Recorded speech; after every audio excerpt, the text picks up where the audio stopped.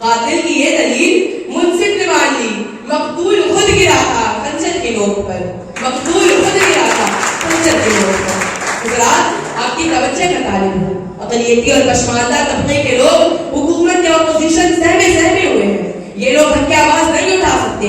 عام آدمی سوال کرنے سے ڈرتا ہے، پڑھا لکھا طبقہ آواز بلند کرنے پر گریزاں ہے، اس لیے کہ ہمارے سامنے اس شرح جہاں کا وہ مقدمہ موجود ہے جس میں عدالت کو کمزور، بے بس اور مجبور پائے گئے ہیں۔ اسی طرح جے این یو یونیورسٹی کے طلباء عمر خالد اور سرجیل امام، یہ دونوں طلباء ملک اور قوم کی ملت کی پاسبانی کر سکتے تھے، مگر بدقسمتی سے ایسا نہیں ہوا۔ عدلیہ کی کوتاہی اور ناکامی نے غلط طریقے سے ان پر منہ پیے جیسے دباؤ لگا دیے۔ And for the people, as Abraham Lincoln so powerfully described, and today India, the world's largest democracy, is stood strong and firm on the foundation of that promise. Every citizen, no matter how small, shall have equal rights, equal rights, and equal justice. In our history, our question is asked in classroom before 1947. What is the thing we can see but we cannot touch? At that time, many students give many answers. Some say sun, some say sky. But the students standing studying outside the classroom, standing downcast eyes and looking towards. Imran Khan, جو کسی school کے جماعت 8 کا طالب علم ہوں۔ میری تقریر کا عنوان جو میں نے انتخاب کیا ہے وہ ہے جمہوریت میں عدلیہ کا کردار، the role of judiciary in democracy۔ اس کے عنوان پر کچھ عرض کرنا موجودہ دور کے طالب علم کے لیے باعث مسرت اور بلبلہ انگیز بات ہے۔ حضرات، میں پورے یقین کے ساتھ کہہ رہا ہوں کہ جمہوری حکومت عوام کی بنتی ہے، عوام کے لیے بنتی ہے اور عوام کے ذریعے بنتی ہے۔ اس نظام کے 4 ایسے ستون ہیں جس پر اس نظام کی سرکاری امور عمل وجود میں ہے۔ یہ 4 ستون شعبہ عدلیہ، شعبہ قانون ساز، شعبہ قانون نافذدان اور میڈیا کے نام سے جانی جاتی ہے۔ بلا شبہ عدلیہ کی اہمیت اور افادیت ممتاز ہے، اسی سے اس نظام کی بقا قائم و دائم ہے۔ عدلیہ اس نظام کی روح رواں ہے، اس کے بغیر یہ نظام ادھوری ہو کے رہ جائے گی۔ اس کی عدم موجودگی میں عوام کی بھلائی، ملک کی ترقی کچھ بھی ممکن نہیں ہو سکتی، اور ان حالات میں یہ حکومت تاناشاہی کی تحریک پر کھڑا ہوگا۔ حضرات گرامی، جمہوری نظام میں عدلیہ کا کردار خاص و عام کے حقوق کی حفاظت کرنا، دستور کی سرپرستی کرنا، بنیادی حقوق کی حفاظت کرنا، غیر آئینی نظم و نسق پر روک لگانا، مرکزی حکومت اور صوبائی حکومت کے درمیان مساوات طے کرنا اس کا نصف العین ہے۔ اس کے علاوہ اس کا دوسرا اہم کام یہ ہے کہ جب قانون ساز اسمبلی کوئی آئین مرتب کرتی ہے اور نافذی کمیٹی کو نافذ کرنے کے غرض سے پیش کرتی ہے تو عدلیہ یقین دہانی کراتی ہے کہ یہ آئین آئینی ہے۔ حضرات ذرا غور فرمائیں، جب ہم ہندوستان کے موجودہ حالات پر نظر ڈالتے ہیں تو ایسا محسوس ہوتا ہے کہ عدالتی اختیارات کو سلب کر لیا گیا ہے۔ یہ خود مختارانہ اور زیادانہ فیصلے نہیں کر پا رہے، یہاں کو گنگا الٹی بہہ رہی ہے، جھوٹ کو سچ ثابت کیا جا رہا ہے، حق کا سریعان قتل اور باطل کو فروغ دیا جا رہا ہے۔ یہاں دہشتی ماحول سر چڑھ کر بول رہا ہے، سماجی سرکاری اور انصاف کے اصول پامال کیے جا رہے ہیں، غیر اصولی اور غیر معیاری باتوں کا کوئی رکاوٹ ہی نہیں ہے۔ آج عدالت کا کردار ہمارے سامنے ہے۔ اس ماحول پر ایک اشاعت گوشے گزار کر رہا ہوں کہ قاتل کی یہ دلیل منصف نے مان لی، قاتل کی یہ دلیل منصف نے مان لی، مقتول خود گرا تھا خنجر کی نوک پر، مقتول خود گرا تھا خنجر کی نوک پر۔ حضرات، آپ کی توجہ کا طالب ہوں، اقلیتی اور پشماندہ طبقے کے لوگ حکومت کے اپوزیشن سہمے ہوئے ہیں۔ یہ لوگ حق کی آواز نہیں اٹھا سکتے۔ عام آدمی سوال کرنے سے ڈرتا ہے، پڑھا لکھا طبقہ آواز بلند کرنے پر گریزاں ہے، اس لیے کہ ہمارے سامنے اس شرح جہاں کا وہ مقدمہ موجود ہے جس میں عدالت کو کمزور، بے بس اور مجبور پائے گئے ہیں۔ اسی طرح جے این یو یونیورسٹی کے طلباء عمر خالد اور سرجیل امام، یہ دونوں طلباء ملک اور قوم کی ملت کی پاسبانی کر سکتے تھے، مگر بدقسمتی سے ایسا نہیں ہوا۔ عدلیہ کی کوتاہی اور ناکامی نے غلط طریقے سے ان پر منہ پیے جیسے دباؤ لگا دیے۔ ان کی جائز باتوں کو نظر انداز کر کے انہیں جیل کی سلاخوں کے پیچھے ڈال دیا گیا۔ کیا آپ کو کسی نے کہا ہے کہ افضل کا مقدر ہے حق گوئی اور رسوائی؟ افضل کا مقدر ہے حق گوئی اور رسوائی۔ سچ بات کہی ہوگی جھٹلائے گئے ہوں گے، سچ بات کہی ہوگی جھٹلائے گئے ہوں گے۔ اے ہمدردوں، ان سنگین حالات میں اپنے وطن عزیز، جمہوریت اور بالخصوص عدلیہ کو ان سرکردہ عناصر سے پاک کرنا ہے۔ اس کی بقا اور سالمیت کے لیے ہر طرح کی قربانیاں پیش کرنی ہے۔ یہاں کی تہذیب و تمدن اور پرانی قدروں کی نشو و نما کے لیے ایک بار پھر ماحول ہموار کرنا ہے. اس آلود فضا کو ملک و سماج میں زہر گھولنے والی طاقتوں کا منصوبہ بند طریقے سے مقابلہ کرنا ہے. حضرات، بے راہ روی پر گامزن اور قدریات کرنے والوں کو کسی مربوط تر اور متبادل مشورہ سے خود کو شریک کرنی چاہیے. ہم ہندوستانی ہیں، ہمارا یہ ملک ہے اور ہماری نسلیں اسی ہندوستان کی سرزمین پر پروان چڑھتی ہیں. حضرات، جب عدلیہ اپنا کردار بخوبی ادا کرے گی تو ملک کا سہ بلندم اور ملک کا جمہوریت عالم وجود میں رہیں گے.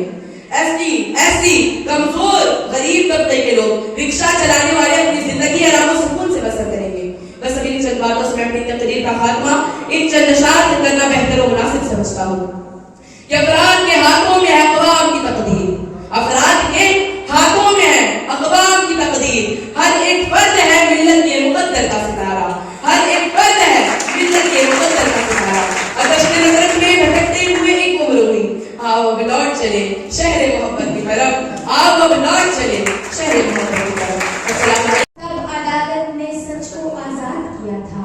عوام جھکی نہیں، قلم رکی نہیں، کیونکہ آئین نے کہا انصاف ابھی زندہ ہے. کیونکہ آئین نے کہا انصاف ابھی زندہ ہے. A warm and glorious morning to the honorable judges of the day, members of EPC, esteemed teachers and my dear beloved friends. I am Alfiza Khatun, a proud student of class 10th from Noble Senior Secondary School, Gandhinagar. Today I stand before you to talk on a topic that shapes the destiny of our nation, democracy and the role of judiciary. But before we talk about democracy, let's take a step back and imagine. What was the world like before democracy? A world where crown decided the fate of the crowd. A world where kings rule and people obey. A world where one asked what was the law and millions of pride were buried in silence. No rights, no freedom, no choice, nothing at all. But then a new dawn broke. Democracy rose like light breaking through the longest nights. Democracy is not just a system of government. It is a celebration of human dignity, promise of equality and pursuit of justice. The idea go back over 2500 years to the ancient city of Athens in Greece, where for the very first time ordinary citizens stood up and declared, "We will rule ourselves," and that was the birth of democracy, my dear friends. A government of the people, by the people, and for the people, as Abraham Lincoln so powerfully described. And today, India, the world's largest democracy, is today strong and firm on the foundation of that promise. Every citizen, no matter how small, shall have equal rights, equal rights, and equal justice. But let me ask the question, my dear friends. Can democracy survive without justice? Can people's faith remain unbroken and strong even if the law themselves become the tools of oppression? No, my dear friends, never. Because democracy without the judiciary is just like a body without the soul. Judiciary is not just an institution. It is the conscience of our nation. It defends our rights, it protects our constitution, and it reminds every ruler that you are not above the law. It is the judiciary that gives hope to the poor, is strength to the oppressed, and wise to the voiceless. It always ensures that truth never bows before power.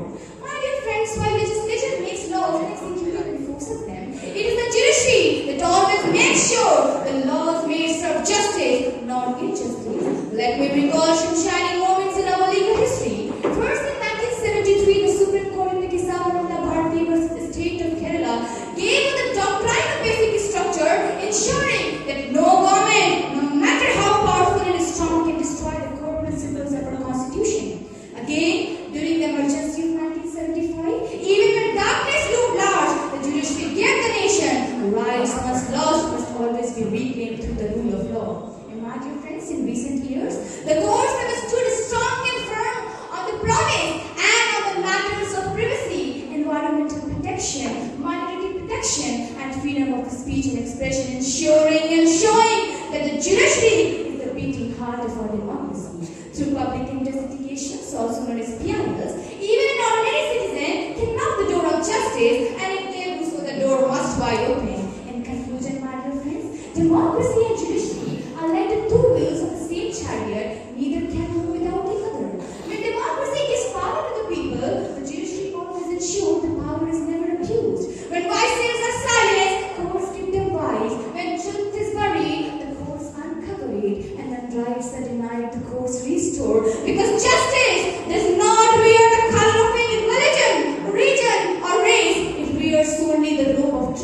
Democracy thrives when the institutions are strong.